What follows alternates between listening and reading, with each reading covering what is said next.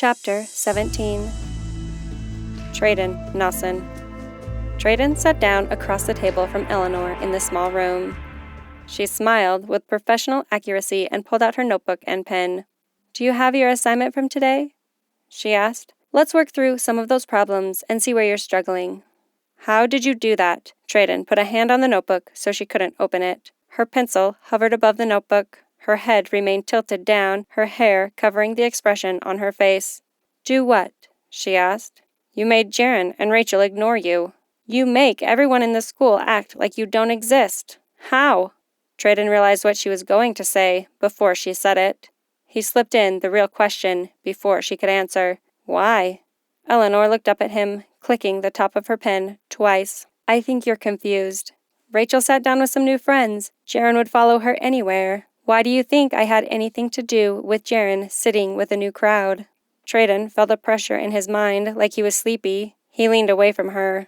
"Don't try to make me doubt myself. I know what I saw." "Wait." He watched her, read her, the twitch of her pen, the tilt of her shoulders, the vein in her neck. "Are you doing it right now? Are you trying to make me do something?" She sat back, a line of guilt between her eyebrows. "Why would you think that?"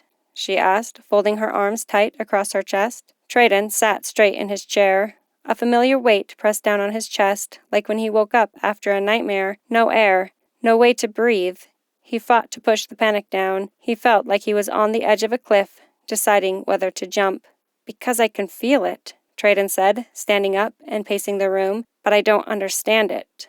"You don't believe it," Eleanor said, raising one eyebrow. "I've told you that I'm a descendant. So why are you asking something you already know the answer to?"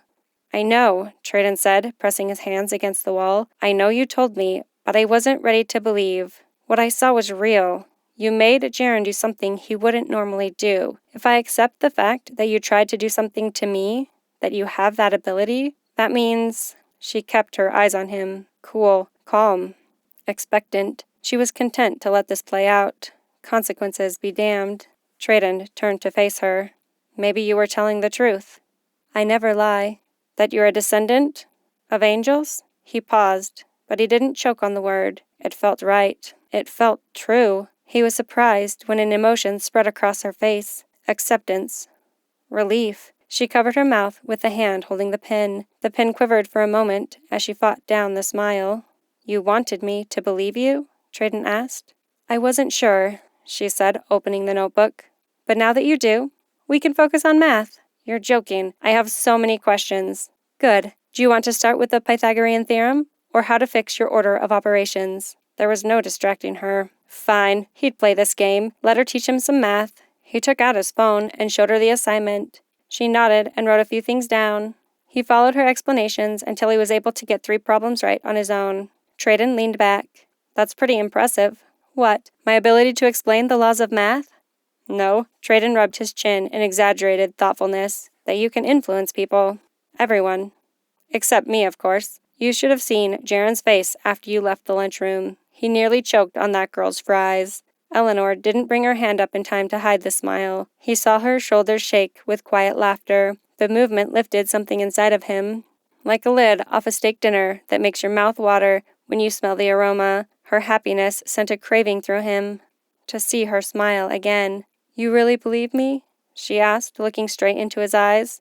Treadon hesitated. What did he believe? "Can you fly?" "No." "Do you grow wings?" "Seriously? Are there others?" A pause.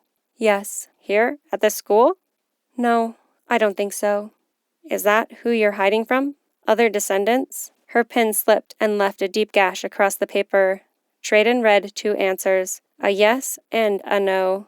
Confusion, uncertainty. He put his hand out to touch her, but she pulled back like she'd been burned. "I'm sorry. I do believe you." He let the words sink in. He wanted them to feel truer. "I don't understand everything, but I can't deny what I saw, or how you make me feel." One eyebrow rose. Treadon felt heat rush to his face. "Not exactly." Treadon shifted, clearing his throat. He couldn't meet her eyes as he stumbled over his words. "I mean, how you try to influence me. Make me look away or ignore you. I can feel that. I didn't mean it in any creepy or romantic way." She held her eyes closed, like her eyelids could hold back her laughter. I'll stop talking, he said, rubbing his face. You did great today. I think you're making progress. She didn't clarify if she was talking about math or his terrible social skills. They stood up, and Treadon held the door open for her. I still can't get over the way the rest of lunch went. When I sat next to Dylan, he wondered if someone slipped him bad shrooms. She walked down the hall, turning slightly with surprise. You sat down too? Sure. Treadon caught up with her, shouldering his backpack. Had to help Jaren save face. We had a good time. I think everyone kind of got a kick out of it. Except for one girl. I'd seen her before outside the locker room. Her eyes were empty. It was the best word he could think of to describe what he'd seen. Eleanor had a peculiar look on her face, a mixture of shock and disbelief. She had labeled him, and he'd broken her expectations. Maybe he understood some of Gabe's disappointment with him. Did he really act so shallow that talking to kids at lunch seemed weird? Did he work so hard to fit in and not stand out that he'd isolated himself from other people? Do you know the girl's name? Eleanor asked. Treadon thought for a minute. Yeah, Megan. She's in my math class. Megan Shores. Thanks. He opened the front door to the school. I'll see you next week, Eleanor. She stopped at the sound of her name. Treadon realized with regret that it was the first time he'd said it. You can call me Ellie. Treadon was about to follow her, but he heard someone call his name. Jaren ran down the hall to catch up to him. Rachel and I have been doing some research. I'm taking Rachel to interview my dad. Do you want to come? Sure. Treadon turned, trying to get one last glimpse of Ellie, but a commotion by the stairs caught his attention. Some boys across the quad were yelling. Come on, said one guy wearing a black t-shirt and ripped jeans. He held the skateboard under one arm. Just did it. Now you try. A small, skinny kid, probably a freshman, stood at the top of the steps, looking nervous. He glanced around like there was something nearby he could hide under. When he found no way out, he picked up his skateboard and took a few steps back. He put one foot on his board and pushed off hard. He angled toward the railing that led down the stairs and jumped his board into the air. He made the jump, and the bottom of his board balanced on the railing as he slid down. There was a flash of a triumphant smile, and then the kid lost his balance. He wobbled. He tried to bail, but the board tipped the wrong way, and he crumpled onto the bar. He hit the concrete with a sharp crack, like two football helmets smacking together at full speed. Both Treadon and Jaren flinched at the sound, even though they were half a football field away. Treadon turned to see if he could get help from the office, but the front doors were already locked for the night. He and Jaren ran across the quad, approaching the group of skaters that had gathered around the kid. Then the group pulled back, spreading out. The kid who had fallen stood up, stretched his arm like he expected pain, and was surprised there was none. No way. Treadon saw that landing. He saw the arm hit and bend at an unnatural angle. A flash of black hair caught his eye. Ellie was slipping away from the scene, turning the corner at the top of the stairs. If she really was an angel, he'd just seen a miracle.